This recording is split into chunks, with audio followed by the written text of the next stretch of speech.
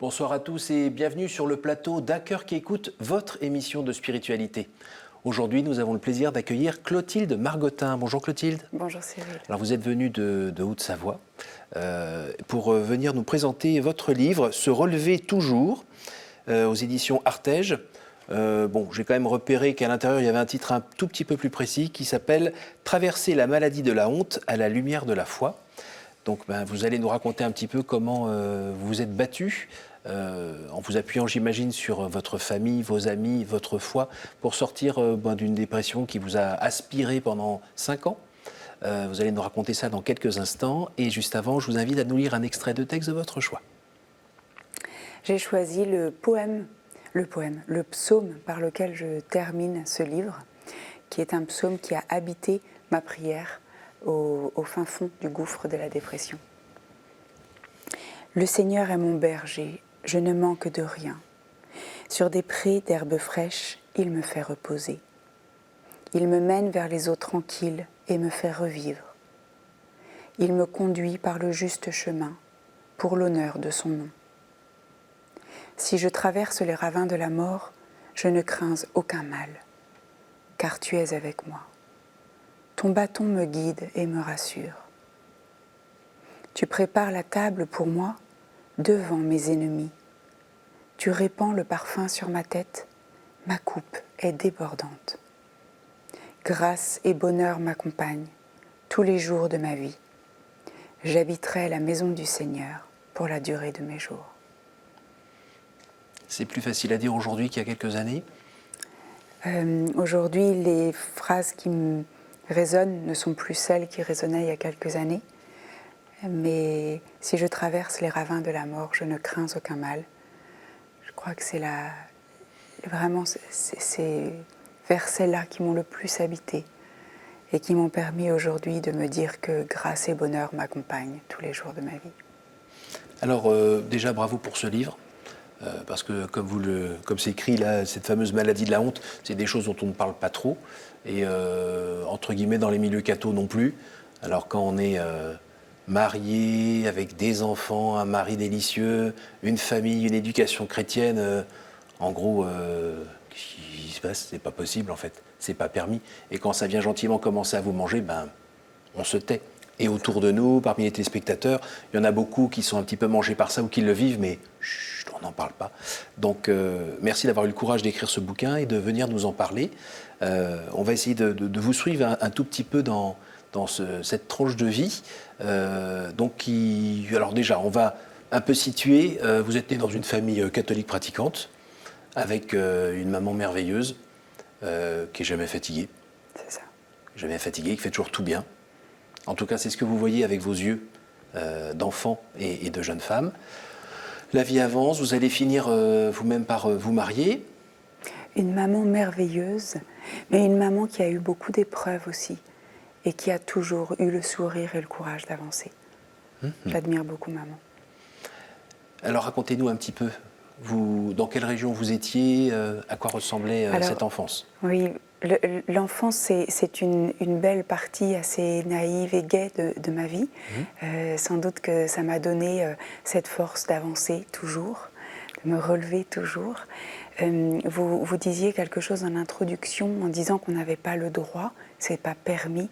J'ai été élevée dans avec une éducation qui était assez élitiste et grâce à ça, sans doute, qui m'a donné envie toujours de relever la tête. Oui, vous vous présentez aussi comme volontariste. Volontariste. Volontaire. Volontaire, oui. Et c'est aussi ce qui a mené la chute de la dépression, c'est qu'il y a eu des événements forts dans notre vie avec des deuils à répétition, avec la période des enfants en bas âge, puisque nous avions avec mon mari 4 enfants en bas âge, avec un déracinement géographique. Il y a eu beaucoup de circonstances qui se sont accumulées sur un temps court et qui ont précipité mon mal-être, ma tristesse. Et pendant 2 ans, j'ai voulu j'ai pensé que la vie c'était ça en fait, et j'ai surtout pas voulu m'écouter. J'ai surtout voulu être bien courageuse, bien sérieuse, continuer à bien avancer, mais je me suis tellement usée, terriblement usée de l'intérieur. Mais l'idée, votre état d'esprit, c'était on serre les dents et on traverse parce que tout le monde a à vivre ça à un moment ou à un autre de sa vie. Et puis, Oui, je pensais découvrir ce que c'était que la vie de mariage. Et je me suis fait violence en me disant que tout le monde devait vivre ça autour de moi. Et il n'y a qu'aujourd'hui que je suis capable de me dire, mais ce que tu as traversé à l'époque, c'était terriblement lourd. Mais c'est qu'avec mes yeux d'aujourd'hui où la vie est plus légère. et je sais pas, vos frères et sœurs, vos amis, vos parents, vous ne voyez pas gentiment commencer à yoyoter? Alors, quand une famille est touchée par le deuil, même si c'est un deuil logique, hein, parce que perdre un papa, même si c'était un petit peu tôt, ça reste la vie. C'était la mort de votre beau-père? La mort de mon beau-père d'abord, la mort de mon papa ensuite. On est tous fragilisés, tous touchés. Donc je dirais que chacun essaye de s'en sortir un peu comme il peut. Et qu'est-ce qui a été le signal que c'était pas juste une déprime ou on va dire une dépression, je ne sais plus qu'on appelle ça, le baby blues? Dépression, voilà. Alors, il y a eu, en premier épisode de dépression, il y a eu une erreur médicale à l'accouchement de ma première qui a engendré une dépression postpartum de 6 mois. Alors déjà, l'erreur médicale que j'ai eue, il se trouve que beaucoup de personnes sont touchées par ça, la brèche. Et les dépressions postpartum, c'est vrai que ça arrive, qu'on ait une erreur ou pas. Pardon, la brèche, précisez-nous un tout petit peu ce que c'est. Alors, je m'excuse pour tous les amis, nos téléspectateurs anesthésistes qui font un travail merveilleux, mais de très bons anesthésistes ont reconnu que dans certains cas, au moment de la pose de la péridurale, on peut aller un peu loin et un anesthésiste s'en rend compte et il répare. Dans mon cas, l'anesthésiste qui a posé cette péridurale au téléphone donc a fait une erreur médicale et en plus ne s'est pas rendu compte de cette brèche. Et donc Il était au téléphone en train de faire sa péridurale? Oui, cet anesthésiste a été radié, mais surtout, il n'a pas pu réparer. Et donc, c'est ces suites-là qui ont été terribles. J'ai fait une dépression postpartum de 6 mois à l'époque, après, mais vous savez, on ne s'en est pas trop rendu compte. Oui. J'ai vu une psychologue 3 fois, on a un peu reparlé de ça, un peu du contexte malveillant autour de la naissance, voilà, besoin de poser les choses. Je n'ai pas du tout eu de médicaments, et puis la vie est passée, et puis c'était derrière. Donc on avance. Ensuite, on a eu un deuxième enfant et puis ce projet de quitter Paris, nos racines, et pour s'installer en Haute-Savoie, où mon mari venait de trouver du travail. Et il a fallu recréer cet environnement. Mon mari touché par le deuil de son papa.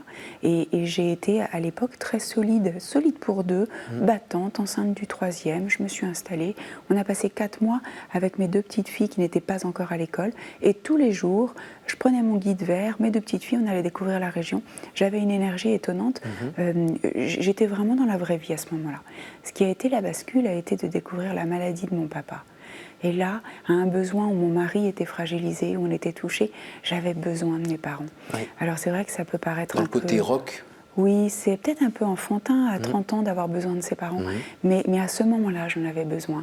Et là, j'ai commencé à être en colère, de me dire « Ah non, je veux bien affronter certains problèmes, mais pas mes parents, pas tout de suite. » C'est une colère, donc vous appelez ça...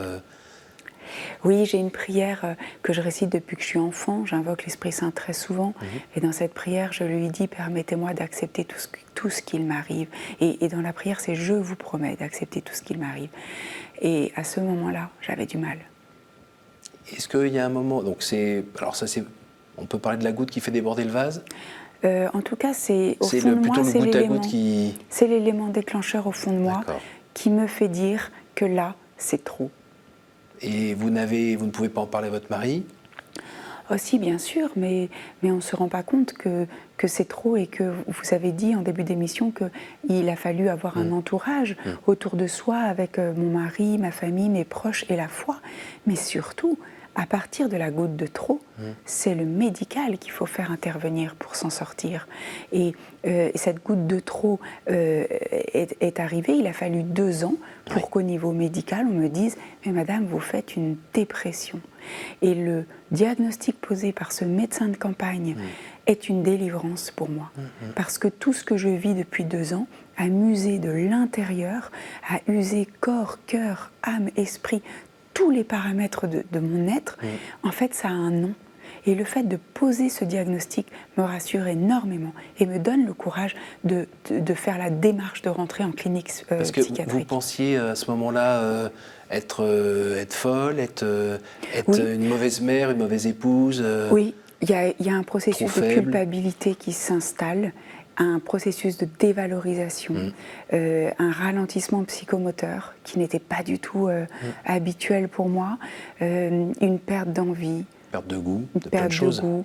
Dès le matin Dès le matin. Alors c'est vrai que dans le livre, je donne des éléments très objectifs, des critères de la dépression. Oui. Je vais en donner quelques-uns, mais c'est pour montrer que on ne parle pas d'un petit vague à l'âme, on ne parle pas d'une petite déprime de l'hiver, on ne parle pas de ça. On parle de critères très objectifs qui viennent s'installer et qui sont médicalement reconnus comme une maladie. L'humeur de tristesse quotidienne, la perte d'intérêt, de plaisir à l'égard d'activités quotidiennes, regarder un film, sortir, boire un verre, faire une balade, les troubles de l'appétit, les troubles du sommeil, le sentiment de dévalorisation et de culpabilité. C'est le même mécanisme qu'il y a, pardonnez-moi l'anglicisme, dans les burn-out, où on est sans arrêt submergé par la vague. Le ralentissement psychomoteur, la fatigue et l'envie de mourir. Alors l'envie de mourir, vous en parlez dans le livre, notamment avec un moment où vous avez déjà un petit traitement médicamenteux dont une des molécules ne vous réussit pas trop, et vous vous voyez très attiré par une fenêtre en hauteur, et heureusement il y a, je crois, votre frère, Ma sœur. votre sœur, ma sœur aînée qui pose la main sur les épaules avec mon frère. avec le frère, voilà, c'est ça. Mais quand vous l'écrivez, on est dans la scène, hein, et on sent que quelque chose vous rattache au sol, parce que c'était un petit peu une séduction très étonnante, cette chose-là, mais juste pour arrêter, quoi. Une attirance très forte. Arrêter. Pour stopper, Ouais. pour arrêter ces pensées qui vous font vivre un enfer à l'intérieur. Et Stromae l'a chanté récemment, ces paroles qui reviennent sans cesse et qui me font vivre l'enfer. Et c'est un combat entre préserver, garder la paix et répondre ou pas à ces paroles. Il y a une attirance de solution. Et j'ai été amenée à remettre ce livre plusieurs fois à l'ouvrage, et notamment il y a 4 ans, quand j'ai appris le suicide d'un prêtre à Rouen. Oui. J'ai eu une décision intérieure de me dire je ne vais plus me taire, parce que quand j'entends l'annonce d'un suicide, je sais ce qui se passe dans la tête de celui qui passe le pas. Ce qui n'était pas du tout le cas quand vous aviez 20 ans ou avant. Exactement, puisque je le raconte. On ne peut pas comprendre, en fait. Je suis repassée d'ailleurs hier, pont de l'Alma, pont Alexandre III. J'étais drôlement émue. Effectivement, je raconte dans ce livre que toute jeune, j'avais aidé quelqu'un avec tout un groupe d'amis à ne pas sauter. Pour moi, le suicide était une envie de mort, se détourner de Dieu. Je vais y aller cash. C'était mal, c'était un péché mortel. Mais ça, on peut le dire quand on est bien assis dans un fauteuil et que la vie va tranquillement. Après, là, on ne peut pas dire, quand on a cette attirance pour le suicide, c'est parce qu'on n'est pas complètement, on n'est pas bien en fait, on n'est pas libre. C'est juste pour arrêter, quoi. Le Fils de l'homme n'a plus d'endroit où poser sa tête. On est quasiment dans cet état-là. Ouais. J'aimerais dire à ceux qui nous regardent, qui ont peut-être des proches qui souffrent. Surtout en ce moment, là, avec la pandémie. Le confinement, la pandémie, tout ça, on a bien vu, notamment chez les jeunes, que c'était un peu difficile. Voilà. Et puis ceux peut-être qui auraient peut-être sur la liste que je viens de donner quelques signes et qui se disent mince, je crois vraiment que lorsqu'on est dans 3, 4, 5 signes qu'on vient de nommer et qui sont page 191 dans le livre, il faut faire appel au médical. J'ai une foi très ancrée, mais ce livre est préfacé par un psychiatre et par un prêtre. Oui. Et docteur de l'âme, docteur du corps. Exactement, médecin de corps, médecin de l'âme. Et c'était très important pour moi. On a le droit, en ayant la foi, d'avoir des cris de détresse. Et on ne peut pas parler à l'âme tant que le corps souffre. Et c'est très important. Le Christ, dans ses évangiles, touche le malade, le regarde, lui demande ce qu'il veut, avant de lui dire « sois bon, observe les commandements ». Il ne fait pas du tout ça. Il commence par consoler, par accueillir, par toucher. Et c'est cette démarche qui aide celui qui souffre, et en particulier de dépression. Alors on va avancer un tout petit peu dans le temps. Vous allez à un moment avoir le courage aussi de demander à entrer dans une clinique psychiatrique. Le médecin va vous dire que le temps pour sortir de cette histoire, c'est entre 3 et 5 ans. Donc on a la mâchoire qui tombe quand on a 30 ans, parce que 5 ans c'est énorme, hein, c'est quasiment un quart de vie. Et puis vous voilà aujourd'hui, ici présente, guérie, prudente. Vous savez quand ça chauffe un peu trop dans le moteur et vous savez comment faire. Est-ce que vous pourriez nous dire, parce que le médecin vous l'a dit, hein, vous avez la foi, ça va être plus facile. Est-ce que vous pouvez nous dire dans quelle mesure Dieu a pu vous accompagner et vous aider dans ce chemin où peut-être à certains moments il paraissait très très loin. Parce que quand on est au-dessus des ravins de la mort, on voit les ravins de la mort, mais Dieu qui est là, est-ce qu'il nous entend? Est-ce qu'il ne nous entend pas? Est-ce qu'il est là? Dieu a été présent au plus profond de mon âme, dans ce cœur à cœur de la prière, et il a été aussi présent par les prêtres qui ont été mis sur ma route. Je pense à mon frère, qui n'est pas passé inaperçu d'arriver en soutane dans une clinique psychiatrique. Et j'ai été d'ailleurs touchée de me dire que grâce à sa présence, peut-être que certains malades seraient touchés. Le Christ visite les malades. Merci d'ailleurs à ce frère d'être venu me voir. Merci aussi à tous les prêtres, et je pense à cette période troublée que vit l'Église où les prêtres sont attaqués. Je dois dire que j'ai une grande chance. J'ai été entourée de prêtres saints, S-A-I-N-S et S-A-I-N-T-S, et des prêtres qui m'ont montré le chemin du ciel, qui m'ont montré l'accessibilité du Christ. Et puis la foi m'a aidée par les sacrements. J'ai reçu le sacrement des malades. J'ai souvent communié grâce à mon prêtre de village qui m'apportait la communion. J'ai eu besoin de me confesser. Le Christ libère de la culpabilité. Le Christ libère de nos prisons. Il m'a fait sortir de mon tombeau. Et ça, je l'ai vécu dans les sacrements. Et des peurs? Oui, le Christ est là pour nous dire avance, avance en eau profonde. Mais il était tout le temps là, mais vous ne le voyez pas au début. Vous étiez toute seule sur votre île, perdue, abandonnée, non? Vous savez, c'est ce que dit le prêtre au début, Monseigneur Emmanuel, qui nous livre cette phrase de Saint Augustin et qui nous dit « Ne va pas au dehors, cherche en toi-même. La vérité réside dans l'homme intérieur. Reviens à ton cœur et de là à Dieu, car le chemin n'est pas long, de ton cœur à Dieu. » Je peux vous dire que non seulement j'ai développé cette prière filiale, mais j'ai découvert le Christ.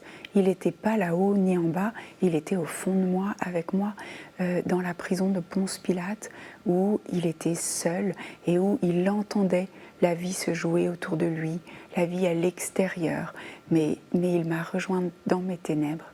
Et j'ai vécu cette passion proche du Christ, qui lui aussi a vécu tous les sentiments par lesquels nous passons avant nous.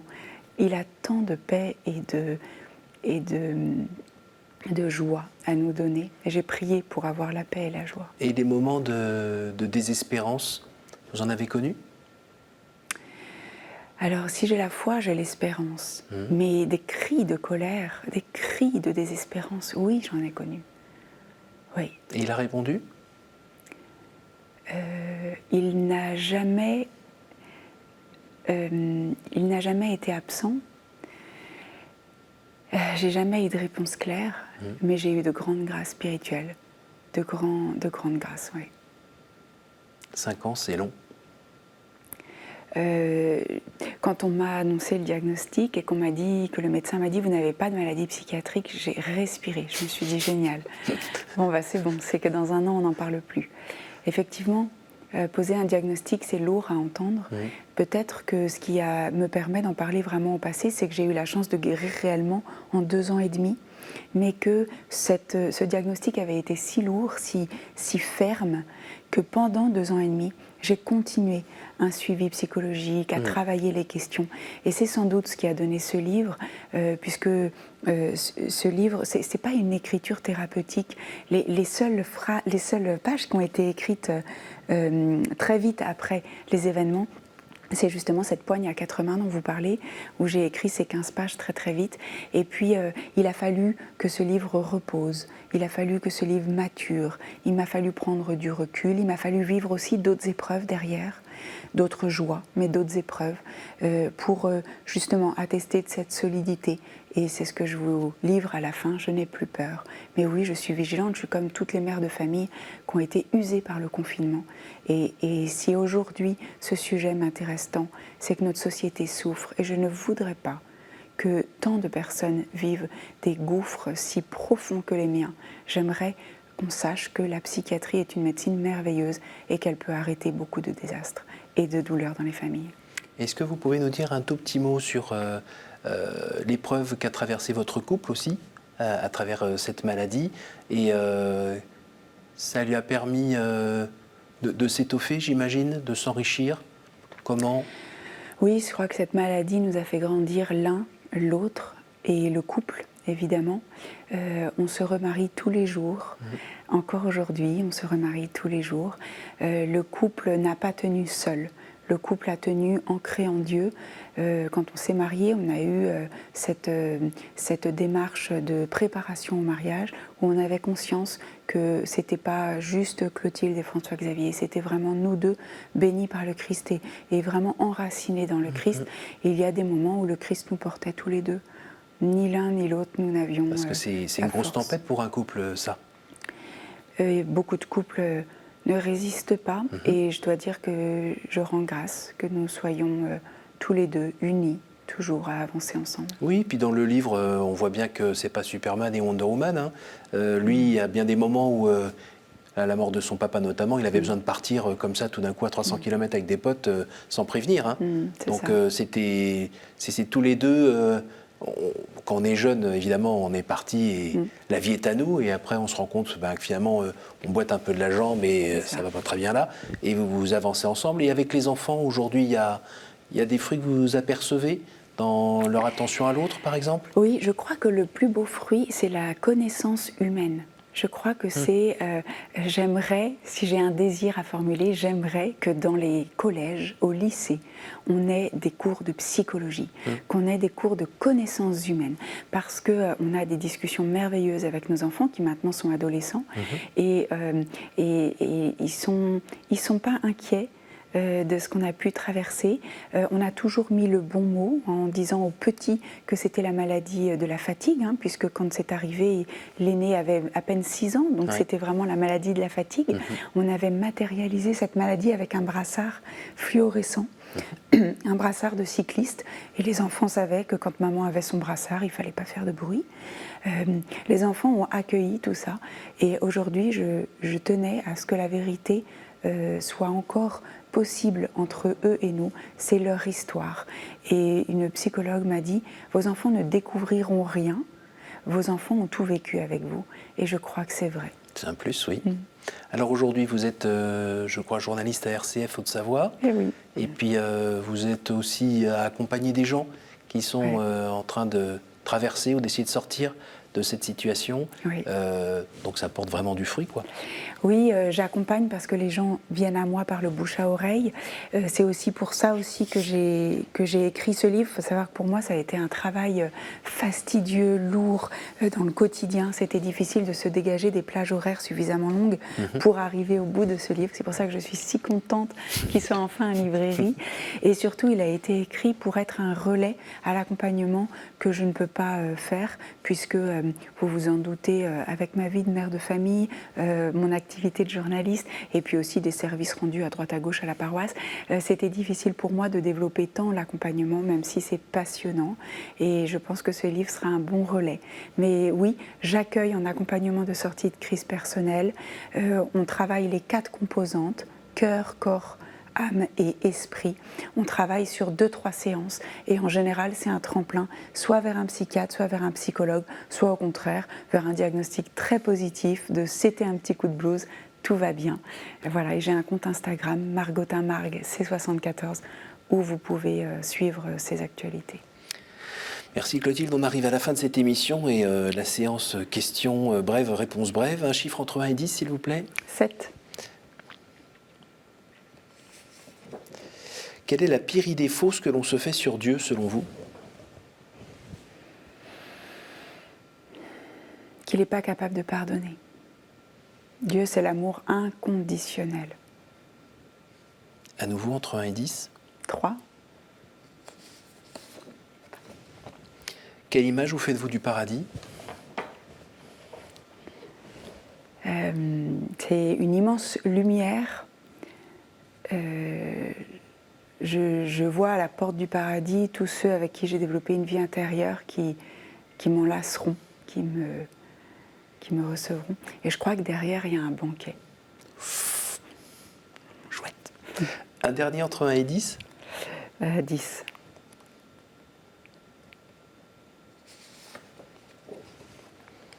Quel est l'endroit ou le lieu qui vous porte le plus à la prière?